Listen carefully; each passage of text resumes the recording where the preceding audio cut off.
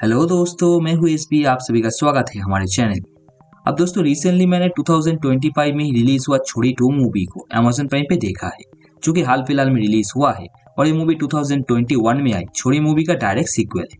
जहाँ पे इस मूवी का जो टोटल लेंथ है वो लगभग 2 आवर्स 10 मिनट के आसपास का है। जो टाइम आपको इस मूवी को देना चाहिए कि नहीं, उसके बारे में बात करने से पहले अगर मैं मूवी के कहानी के बारे में छोटा मोटा समरी आपको दूं, तो मूवी की कहानी फर्स्ट पार्ट के कुछ टाइम बाद से शुरू होता है, जहाँ पे अगर आप लोगों ने फर्स्ट पार्ट नहीं देखा है तो आपके लिए थोड़ा सा स्पॉइलर हो सकता है। जहाँ पे फर्स्ट पार्ट के एंड आते आते साक्षी को इस बात का अंदाजा लग चुका था कि उसका हस्बैंड हेमंत ही राजवीर है, जो कि अक्सर लड़कियों को अपने बातों के जाल में फंसा के उनसे शादी करता था। और जब वो लड़कियां प्रेग्नेंट होती थी तो उन्हें अपने वो गांव में ले आता था, जहाँ पे अक्सर उन लड़कियों के पैदा हुए बच्चे लड़कियां निकलती थी तो उन बच्चियों को अपने खेत में रहे एक कुएं के अंदर बलि दे देता था। जिस बात का अंदाजा जब साक्षी को मूवी के क्लाइमेक्स से पहले पता चलता है तो वो और राजवीर की तीसरी वाइफ रानी मिलके उनके पूरे परिवार को मार देते हैं। जो कि करने के बाद वो पुलिस को जाके सरेंडर तो करते हैं, और उस जगह पे जब पुलिस इन्वेस्टिगेट करने के लिए आते हैं तो उन्हें यहाँ पे राजवीर या फिर उसके परिवार का किसी का भी डेड बॉडी नहीं मिलता। जो घटना घटने के कुछ टाइम बाद ही साक्षी एक लड़की को जन्म देती है, जिसका की नाम वो ईशानी रखती है। तो ईशानी पैदा होने के बाद से उसे एक बीमारी होता है, जिसके चलते वो सूरज के रोशनी में नहीं जा पाती, जिसमें कि जाते ही उसका स्किन जलने लगता है। तो उसी चीज के चलते बचपन से ही साक्षी उसे काफी प्रोटेक्ट करके रखती है, जो करते हुए लगभग 7 साल बीत चुका है। पर इन्हीं सारी चीजों के बीच में एक दिन ईशानी का किडनैप हो जाता है, जो कि कौन करता है, राजवीर के गाँव वाले, जिनका की माइंड से राजवीर और उसके फैमिली की तरह ही है, क्योंकि वो जो पूरा गाँव है वो एक कल्ट का हिस्सा है। और उस कल्ट का जो लीडर है वो प्रधान जी नाम से जाना जाता है, जिसके अंदर कुछ सुपर पावर है, जिसके जरिए ही उस पूरे गांव को कंट्रोल करता है। और सालों से उस गांव में रहने वाले लोग जब भी उनके बच्चे पैदा होते हैं तो वो अगर लड़की निकलती है तो उन लड़कियों को वो प्रधान जी को बलि देते हैं, जिस काम को गांव वालों को अंजाम देने में मदद करता है दासी माँ,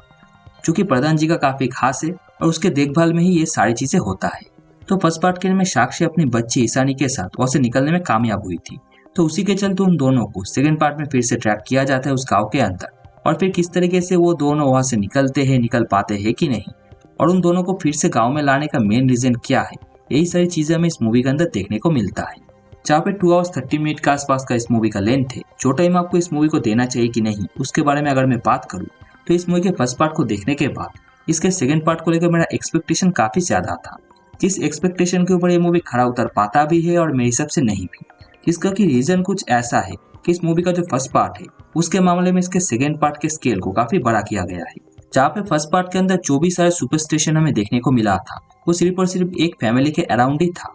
पर सेकंड पार्ट में इसी सुपरस्टिशन के लेवल को बढ़ाते हुए हमारे सामने एक कल्ट को इंट्रोड्यूस किया जाता है, जो कि एक अच्छा मूव तो था एक मूवी फ्रेंचाइज को बड़े लेवल पे ले जाने के लिए। पर इस चीज के चलते फर्स्ट पार्ट के अंदर जो सारे एलिमेंट हमें देखने को मिला था वो सेकंड पार्ट से मिसिंग है। जहाँ पे फर्स्ट पार्ट के अंदर हमें अच्छा खासा हॉरर और थ्रिलिंग मूवमेंट तो देखने को मिला ही था, उसी के साथ पूरे कहानी में हमें एक अच्छा खासा मिस्ट्री भी देखने को मिलता था, जो कि क्लाइमेक्स में आके हमारे सामने एक ट्विस्ट के तौर पर रिवील होता है। पर वही चीज हमें सेकंड पार्ट के अंदर देखने को नहीं मिलता, जहाँ पे मूवी की कहानी काफी स्ट्रेट फॉरवर्ड मूव करता है, जिसके चलते कहीं ना कहीं मूवी के अंदर जो वो सस्पेंस या फिर एंड में जाके जो ट्विस्ट एंड टर्न्स है वो पूरी तरीके से सेकंड पार्ट के अंदर मिसिंग है,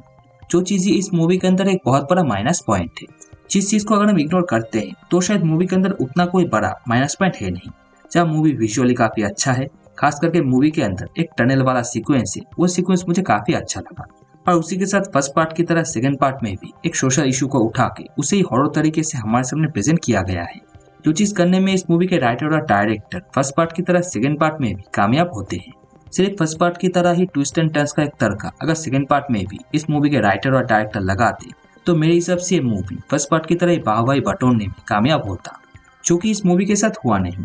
और उसी के चलते कहीं ना कहीं छोरी 2 मूवी को लेकर मेरा ओपिनियन थोड़ा सा मिक्स है, जहाँ पे अगर आपने इसके फर्स्ट पार्ट को देखने के बाद इसके सेकंड पार्ट को लेकर एक्सपेक्टेशन लेवल काफी आपका ज्यादा है तो उसे थोड़ा सा कम करके इसके सेकंड पार्ट को देखना, तो ही शायद आपको ये मूवी अच्छा लगे। तो दोस्तों यही है छोरी 2 मूवी को लेकर मेरा ओपिनियन, जो कि अगर आपको पसंद आया हो तो वीडियो को लाइक जरूर करना, चैनल पे नाउ सब्सक्राइब करके बेल नोटिफिकेशन को ऑल पे सेट कर देना ऐसे ही मूवी और सीरीज के रिव्यूज जानने के लिए। तो चलो मैं मिलूंगा आप लोगों से नेक्स्ट वीडियो में, तब तक के लिए टाटा बाय बाय।